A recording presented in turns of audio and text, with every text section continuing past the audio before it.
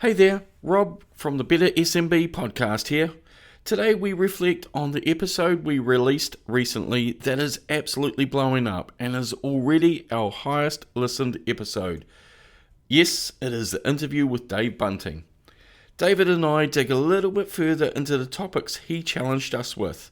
That is, excellence isn't sexy. It takes discipline and dedication. It's all about creating a culture of excellence. There's heaps of detail in this episode that any SMB leader can take into their business. Now, before the episode starts, just a quick reminder to follow and share this episode and the whole podcast. That support really does help. Anyway, that's enough from me. On with the podcast.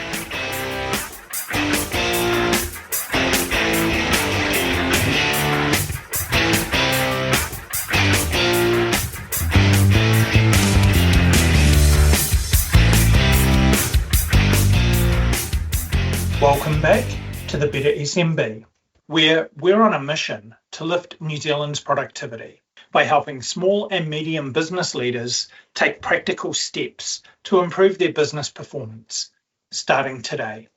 I'm David Alterner. And I'm Rob Bull. We've created this platform to spark a movement. Our BHAG is to get 100,000 businesses, that includes 15,000 manufacturers, on a journey of continuous improvement. Through the podcast, our monthly column, The Last Word, a New Zealand manufacturer, and our growing community, we're building a trusted voice for SMB leaders, offering the inspiration, insight, and implementation support they need to build high-performing, future-ready businesses. So today we're going to reflect on the episode that we've released with Dave Bunting from Architectural Glass Profiles. He's a leader who's built one of the most operationally excellent manufacturing businesses, perhaps in the country. Additionally, we wanted to go behind the scenes on our most recent article in New Zealand Manufacturer, titled Expect to Win, Raising the Bar and Aiming at Excellence. It really felt like Dave's episode and that article we could spend quite a bit of time on today, because we can ask, well, what can we learn from Dave's approach combined with some of the things we wrote about in that article to map your own path to excellence for your business? I mean, Rob, you were geeking out when we were talking to Dave. What were some of your kind of high-level thoughts that you had coming out of that?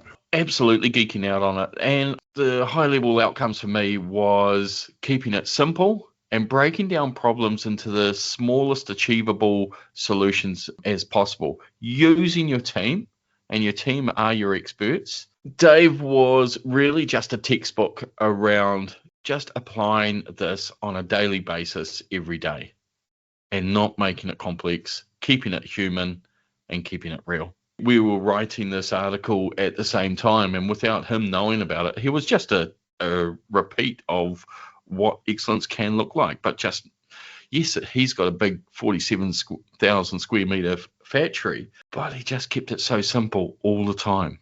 That was my high level taking away. And as we said, winning's a system, right? So they've got their toolbox meetings in the morning where they're reviewing yesterday, figuring out what went wrong, what went well, focused on what's coming today, and then they repeat. The number of times he said, it's not sexy, it's just doing the same thing day after day. Absolutely. It just is so simple. And you've got to have that vision. You've got to set that true north. You've got to keep repeating that to your team. And that stuff's not sexy either. And also not just your team. You've got to remind yourself as a leader about what the goal is, just so you don't get caught up in the weeds and those distractions, the shiny elements that can distract and, take your attention away. Absolute dedication, discipline. So discipline and dedication to that whole cause. And if you can reset, and those daily stand-up meetings are not just about problem solving, but also reminding everyone about what that dedication, what that true north is all about. So then the team members can go, right, how are we achieving that today? It's hard, it's not sexy because it's so repetitive. But at the end of the day, it achieves awesome results. And I think the quick analogy around that is you go and listen to any high performance sports person, retelling the tales of their career, and they'll talk about turning up on that cold, dreary day and doing the same thing, but doing it 5-10% better than what the opposition's doing. Yep. And what was great is, we can read about the Jones and Sanfords that Callahan bring out as their case studies, but actually talking to Dave, hearing about what he's doing, we didn't dive into some of the things that came out of my research around, hey, what's your mission, and vision and those types of things, but it's clear they want to be the best. And even getting down into what their basic measures of success are. Dave's talking about being out there with a clipboard, a hard hat, and a stopwatch. Yep. And just looking at parts of the business and getting into it and going, well, could we do better here?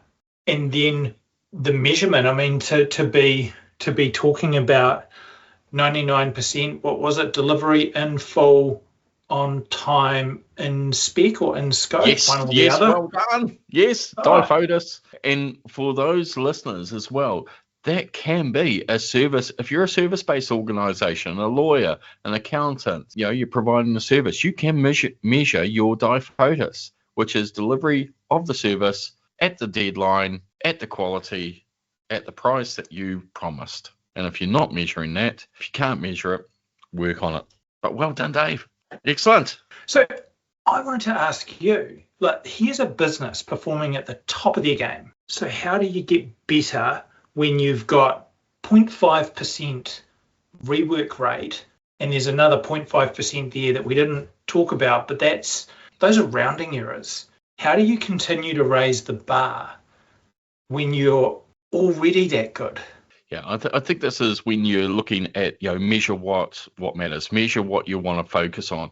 And even since that episode, I looked into taking the approach of balanced scorecard for a specific one. So if you've got the operational pretty tight, you can either expand the detail in that, you can break that every process down into its own little DIFOTUS measure, so just a few more lag measures if you really want. But if you looked at a balanced scorecard approach, then you're looking at the learning and growth. And that might be staff engagement, staff satisfaction, their learning on the job, how many are engaged with all of that. So that's an element you do want to do. You can look at the customer experience, and not customer satisfaction, but customer experience, which is a whole different thing. So if you've got 99% DIFOTUS, but your customers aren't happy because to get the order was a pain in the ass to go through your online ordering system or emails or whatever, then you've got to measure or ask those specific questions around their experience of getting there. And then obviously you've got financial measures as well, and flipping back into that balanced scorecard, the internal processes or the internal system. So you can break that down in a number of ways. So you could it takes us 21 steps to get that product or that order from email to production line. How can we get it to 15 steps? Or we've got 3 people involved. How do we get it down to 2 people involved? So you can measure it in those ways. So you're always striving to do things a little bit simpler, a little bit less complex, and the outcome will be is maintaining that DIFOTUS, but the customer experience could increase, or the financials could get better, or people are learning more while they're doing it. Lots of different ways. And when you look at it, their success as a business isn't just DIFOTUS, built on their daily habits. Yep. Every day they're doing stand-ups. Yep. They've got clear KPIs. They're triaging when issues happen. They're triaging the root cause of those. They're fixing those. They have a flat structure, so they don't, we don't know enough about their business, but usually when you have a flat structure, that gets rid of a lot of the bureaucracy that you have in organizations. And it means, I guess in many ways, you're taking waste out of the leadership and management layer by having less leadership, so you've got more. And then when you look at Dave's emphasis on humility and giving decision rights to other people, that gives other people ownership. It means he's not having to focus on some of those smaller details and he can get on with the bigger things. Absolutely. And going back into that team engagement, right? It could be the speed of which problems are solved. Problem X was identified Monday at 10 a.m. Was it solved the same day? How was their process? What was the quality of their process that they used? So there's always ways you can lift the bar or raise the bar in the terms of our article. Yeah, and so in the article, we talked about winning being a system, not a slogan, and being very clear on where you're wanting to go and having a standard way that you're doing work. We've touched on the real-time learning loops and just continuing to benchmark and benchmark and benchmark. But then a lot of people have this approach of, or this attitude that, oh, we can't afford it, or our people won't buy in. A hard hat, a stopwatch, and a clipboard, right? There's not a lot to afford there. And while Dave talked a lot about data doesn't mean you've got that super shiny new SAP system or a digital twin or something like that. It means actually getting into the business and seeing what's happening and recording it and building up the data behind why you're making decisions, right? Yeah, and I think people really go they can't afford it, but what they're really telling us is that they believe, falsely, that they can't afford the time. They're too busy in the weeds. They're too busy dealing with the firefighting, right? We've talked about this ad nauseum, and Dave talked about it, we've talked about it, and it is about just throwing the anchor and stopping it, and you almost have a wasted generation of time. So you pull right out as a leader, stop becoming the firefighter of all the sort of fires that keep cropping up and go, actually, I'm going to change how I'm approaching it. Then I'll expect the staff to solve their own problems, and they'll probably be able to start solving 80 to 90% of their problems. Then you start having time. And I think that's where, when people say can't afford it, they can afford time. But they're just caught in that hamster wheel of always being in a reactive mode and not a proactive mode. Now that takes time and effort, and we go back to Dave's little slogan of discipline and dedication. You've got to have discipline to keep in that structure, but eventually and pretty quickly it will pay off. So we talked about this idea of taking 90 days and using that as a way to start a performance sprint. And the first bit was about choosing a North Star metric and then getting some measures that are going to come from that. But this idea of keeping it simple and then building your first live scoreboard so that what those metrics are, you can actually then aim at and see. So the people you're working with, how are they doing these scoreboards? What do they look like? They look like a piece of A4 stuck on a wall, and they're starting to count in specific areas where their quality issues are.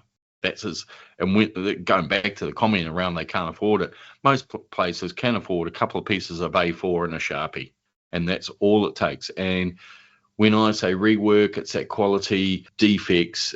I'll take a general case around a kitchen manufacturer, so a cabinet maker. They might be installing the kitchen and it doesn't fit. So was the rework caused by poor measurement? Was it caused by customer information, or was it caused by quality of the build? So they'll mark the issue in one of those three columns. And then after probably a month, so the first 30 days, they've got that baseline data of where the biggest problem or the biggest cause of their defects are. The next 30 days, you solve the problems. You come up with 2, 3, 4, 10 solutions that will all contribute to making that defect better or eliminate it for good. And the third 90 days, or the third period of that, is about embedding those changes. And through that embedding process, you're reminding the team why we're doing this. We've spotted, we've identified, they've identified the issues. We've come up as a team all the countermeasures, and now we're about embedding that change and those improvements. So in that 90-day cycle, got a benchmark, root cause analysis, and embedding change. Then you can, another 90 days is remeasure that and seeing what the change is. So it follows the good old Deming cycle, which is plan, do, check, act. We plan to look at it, we do the changes, we check on the against our original benchmark, and we act on those results. I'm just thinking a typical manufacturer, they could have maybe 2 numbers on their scoreboard. Orders completed in time, on full, in scope, whichever way around that went. Yep. And they could have orders that weren't. And Yep. then that could help get into that root cause analysis piece that you start talking about. But then also that becomes a little bit of a rudimentary way to go, oh, look, we shipped 5 orders today that just went out the door in happy days, and we had 5 that caused us some problems, 50%. Yep. And you go back to that structure and that process, then your daily stand up in the morning is, hey, 5 out of 10 went out on time. What did we do that made that successful? So you reinforce the good stuff as well as fix the not so great stuff. Because I think that we don't do that as well as learn, geez, that went well. Why? What 6 things did we do that made that work? Well, let's learn off that. And it's kind of that, then we're creating that muscle memory. Yeah, because I guess in that example, you still did it right 50% of the time, right? So that's high fives.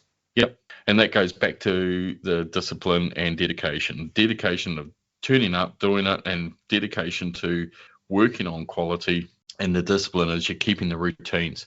Before you start measuring that as well, is that you set the goal of actually putting time aside to make these improvements or make the changes or at least do the root cause analysis. And that's a lot where teams do fall down on, is that they go, oh, we'll measure this. Okay. Or we'll benchmark it somehow. That's great. What are you going to do about it if you're still busy? So you've got to make sure you're carving out, and it might be an hour a week as a team to make some of those improvements, or at least sit down around and think about the countermeasures or the changes required. And that's a little nugget there around planning that structure, that framework to make all of this work. So is it realistic that someone would see a decent level of results in 90 days? I think the first 90 days is realistic not to see a huge impact, okay? And I've always used this analogy, this example, and I think I've used it on this podcast in the past, but you go to the gym and you don't see a lot of changes in 90 days. But, and I'm speaking from experience because in the last probably 2 months I've been going to the gym. Have I seen a huge amount of change? No. But I don't feel sore the next day anymore. It's starting to hurt a lot less. And you're starting to look forward to putting that effort in. Is the second 90 days going to make a huge difference? And will people start to notice then? Absolutely. So that first 90 days is almost, I say hidden, but it's you won't really see any tangible results. And that's why you've got to have that dedication. That this is a long game. And you certainly won't see it on the financial P&Ls until probably at least 270 days, right? 3 cycles of that. The gym analogy is probably quite a good one because you're putting in your foundations. For many organizations out there, a toolbox meeting, a morning stand-up, whatever you want to call it, it's probably not something they've done. Even just getting in the habit of doing that and finding a way that meeting's going to be valuable but also concise is going to take a little bit of time to bed in, right? So those become the foundations that then in the next 90, 180, 270 and so forth, you then start lifting your game as a result of the work you've put in. Absolutely. Those morning stand-up meetings, morning huddles, I always describe them with teams I introduce them with. And I said, look, the first month is going to be clunky. People are going to be ill-prepared for it. They're not quite sure what to say or how to say it, but just turn up and keep doing it. And eventually the teams that do have the discipline that keep turning up, after at least that first 30 days, then it becomes easier. Then the teams start to understand what to expect. They start to understand that this is a time to share some of the things that didn't go well. They don't have to hide issues. That is a collaborative event, and sharing and learning out of it, and setting that game day plan is just a natural part of the day. The first 30 days is clunky. There's a lot of umming and ahhing going on and sort of looking down at your shoes and, or up in the ceiling. But eventually everyone gets really sharp on their conversation. How does it work for some people getting into this? Oh, this stuffed up yesterday. The whatever wasn't ready for the courier, so therefore the courier didn't go out, which meant we couldn't invoice 3 of those jobs. So I'm sure there'll be people who will feel like they're personally being targeted, that they haven't done their job properly, as opposed to focusing on the problem, not the person. How do you tackle that? Yep, it's the way you present the information. We do a lot of coaching with leaders about what language you use, and become the chief reminding officer and going, hey guys, we missed a target yesterday. Let's be curious about why that happened and what part of the process fell over or didn't work or whatever, and let's fix that. And even remind people every day for that first 30 days at least is, hey guys, you might feel like you're under the spotlight, but you're not. It's the process, it's a system we want to fix. Now, we might have to train you more, we might have to support you more, because if you didn't do a great job, we haven't done something to support you. And that's that part that's really hard for a lot of leaders and we bring up the E-myth on this one, who have become the technician through to the entrepreneur. They don't have that skill set in a lot of cases. Some naturally do, and that's brilliant, but many don't. So that's where we come in and we do a lot of coaching, right? How are you going to explain this to the team? Let's practice it. Let's literally role model that conversation. And that's where that clunkiness comes into a new skill and it becomes smoother. They have a couple of different scenarios that they then struggle with, and then they've got 2 or 3 ways of saying it over that 30, 60, 90 days. You've got to be the chief reminding officer as a team. Hey, we're not looking for people, we're looking at the system. Ad nauseum, every day. So for the sporting people out there, play the ball, not the player. Correct. And going back to the reflection around Dave's episode, it's not sexy, right? None of this is sexy, but it's that discipline of just doing it, keep turning up and figuring it out. Now, there will be people pushback. There will be people that just don't fit into a system like that are not ready to participate. This will spit people out. And I've long gotten over being nice around that. If some people just aren't willing to keep being part of the team and aiming for that excellence, and there are team members that we've seen in every team we've worked with, it will spit them out. That's fine. If that's not what their go-to way of working or their mindset, let them go, and then employ on attitude as much as skill. And that also goes back, looping this for the 1000th time back to a conversation with Dave Bunting, is they recruited outside of the sector. They recruited for a mindset, people-based recruitment, not skill-based. They can always train skills. I also remember him saying AGP isn't for everyone.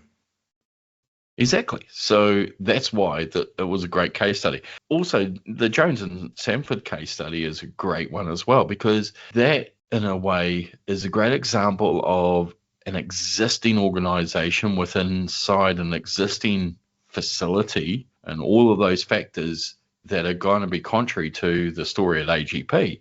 You can turn around an existing organization and facility into something that's highly successful. You've just got to have the right people to support this. You've got to have the right leadership, the support to that leadership team, and it is absolute achievable. You talk about benchmarking and looking at statistical information, which is out there. You can look at yourself around the sector, around sort of some of those high-level performance stats, and that's great. You can pull that in just as a guideline to start seeing about where you are as a leadership group in an organization, but also benchmark by just going and visiting. The good thing around New Zealand is we're a village, particularly in the manufacturing world. couple of weeks ago, I took one of our clients from Matamata over to Tauranga to see an organisation who isn't perfect by any stretch, but they had elements of excellence in their business.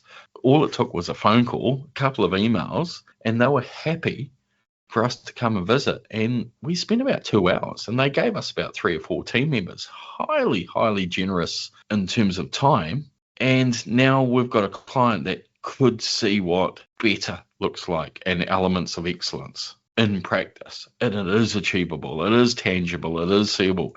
So benchmarking might be just ringing up of an organisation that you've heard whispers that are doing good things and asking, can we come through and have a look and ask some questions about how you got there? What are your learnings? Most organisations around New Zealand are more than happy to do that. So again, benchmarking doesn't have to be complex. It doesn't have to require massive knowledge of statistical analysis.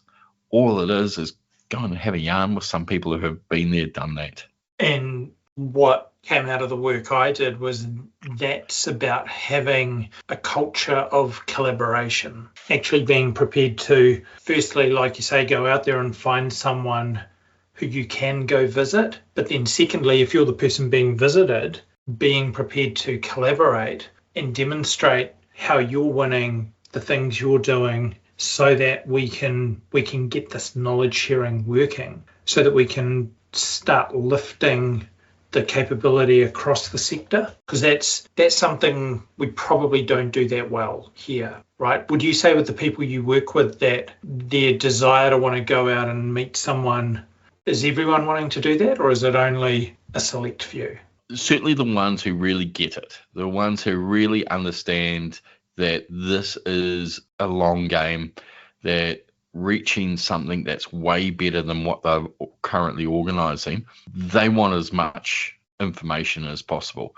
I've got another owner that we've started recently with, and every week he's emailing and texting me going, right, I've listened to that audio book that you recommended. Which one's next? There are a lot of leaders and owners out there that are hungry for information. That's why we lean books, and sometimes they come back, sometimes they don't, and that's fine. It's around that learning. It goes back to that balanced scorecard, learning and growth. You can measure that as a leader. What have you read this week? What have you listened to on a podcast like this, or even an audio book, and what have you implemented? What hasn't worked? That's why I'm going to Napier this week, and I'm taking down some of our reflective journals, because a couple of other clients that they will reflect as leaders about what they have been doing and how successful are some of their decisions during the week. And that's just part of that discipline process as well. And then going back to the article that we wrote, right, that whole cycle, that 90-day loop, it starts with data, it starts with information, problem solving, fixing at the source, locking those gains. We've talked about that. And then it is, okay, we've now reached a performance that is better than what it was. You may or may not hit the original baseline that you wanted to, but rinse and repeat that process, that plan, do, check, act, or that whole cycle that's in the article, and reset the target. And eventually it doesn't hurt anymore. It becomes almost enjoyable as a team, as they can see the growth individually, but also as an organization. And we see that so many times. And the case studies that we've talked about, no doubt happened, that people are enjoying their jobs because they're learning, they're being stretched, but they're also seeing that their job's easier, but also the company's more successful. And how cool is that? At the end of each 90 days, you're running a barbecue because you've got time every Friday morning to do that, and then do a big reflection process. So you can't afford it, it's around time you can afford it. Will your people buy in? Now, this goes back to that whole change process. And a good change process we talk about, it's really simple, is that ADCAR. Have you ever heard of ADCAR there, Dave? No. It's acronym. Yay for another acronym.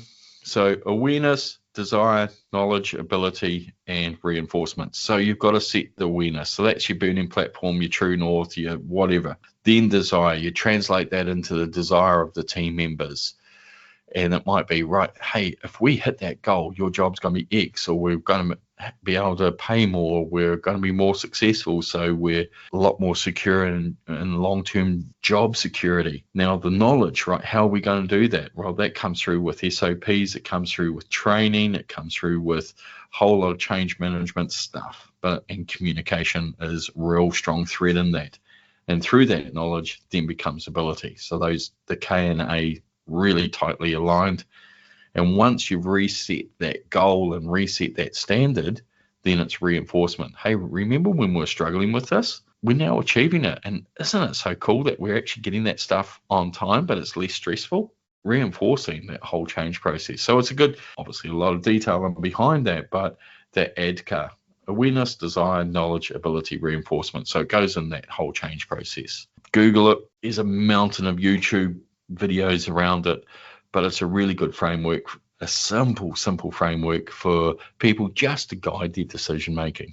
Then you can prove that it works. So this is all really good stuff, Rob. When I get to the end, I'm a manufacturing business owner, and I'm going to get to the end of those 90 days. I've got my foundations. I'm probably going, I haven't got worse, but I'm not sure that I've got better. Talk to me about the payoffs and the payoffs that I can probably expect initially, and then what some of those maybe better ones are going to be in time. So the initial one, payoffs around excellence, is that discipline and that habit. So communication should be visible, or better communications should be visible by the end of that first 90 days. If you're having a good structure to those daily stand-ups, and you're starting to set the platform that this is a trusting environment that you can bring issues and problems that we can solve as a team, you're going to see that change in the first 90 days.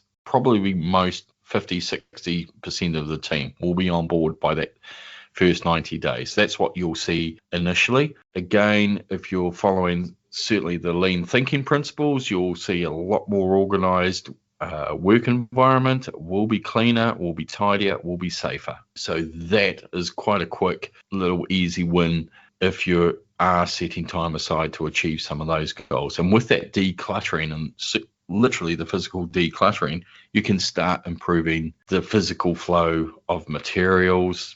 Things aren't getting lost anymore. And some of that noise around frustrations, you should be starting to hear less of that and more of, that worked well. Instead of, geez, we lost the sink for the Jones job or whatever it was. You're starting to hear less of that and more of, hey, we got it out, or that was a good week. Now, will it be far from perfect? Absolutely. But that's the stuff that I would expect to see in the first 90 days. Second set of 90 days, again, a lot less of that noise, and a lot more of that success, and less frustration, more smiles, and that engagement, and that trust that it is okay to raise issues and solve problems. The third 90 days, that's when the boat starts to really lift out of the water, because you've set that platform. The team have really practiced some of those skills, and probably a third of those early adopters and the real champions of the team will start to really soar, and they'll take that business operations. And then you've probably got 80 to 90% of the staff on board in this whole process. And then you just start to see that lift. So Dave talked about working at AGP's not for everyone. And you've said there's people who don't necessarily want to go on that journey. Where do those people start leaving? Is that the first 90 days? Is it kind of the second 90 days where they're like, oh crap, this is actually here to stay? Because those are the people that, a lot of organizations, you may not even realize that you've got that person in the organization, but they're potentially holding you back, right? So this type of approach starts to expose those people that might be holding you back. What do you see in that case with the businesses you've worked with? The quick answer is probably in the second 90 days. And the rationale for this is the first 90 days is benchmarking. You're getting used to it. You're starting to see where the problems are. And as much as you are trying to create a safe environment and a collaborative environment, if people really aren't willing to follow a process, follow a standard, you've got to pick up your big kid's pants and have those conversations. And it becomes a performance conversation rather than, just trying to firefight, right? Whole different conversation. Now, the first 90 days, you start to see exactly what's going on. Then the second 90 is when actually decisions are starting to be made. And it might even be in the third 90 days, so that at 270 days, that people are actually over it now, that exactly what you said, this is here to stay. I just can't keep up, or it's just not me. I'm quite comfortable just doing my own thing at my own pace, and this is not going to happen here. I've got to get help to go somewhere else, and most places are quite happy to help them move on. So this is the path we've talked about, this idea of being able to free up an extra 20% across your business, that can be kind of the norm, that you might even be able to maybe not expect, but expect. So do you think that businesses start putting this foundation in place and they repeat this cycle 2, 3, 4 times within that kind of 12 to maybe 18-month period? Do you think they're starting to see that 20% lift in their business performance if they properly execute? Yep, absolutely. Within 12 to 18 months, certainly well within the 18 months. If, again, going back to those 2 Ds of discipline and dedication, if they are following and doing the right things and working on it, and there are going to be some mistakes, there are going to be problems that are really hard to fix, but if they're having that discipline of turning up and working on this and changing the way that they're working, there's no reason why most, certainly middle-sized SMEs, 30, 40 staff, you only need 12 to 20 people on board, and that's 50% of this team covered to make a real impact. You can certainly see at least 20% of improvement if you're in the first 12 months.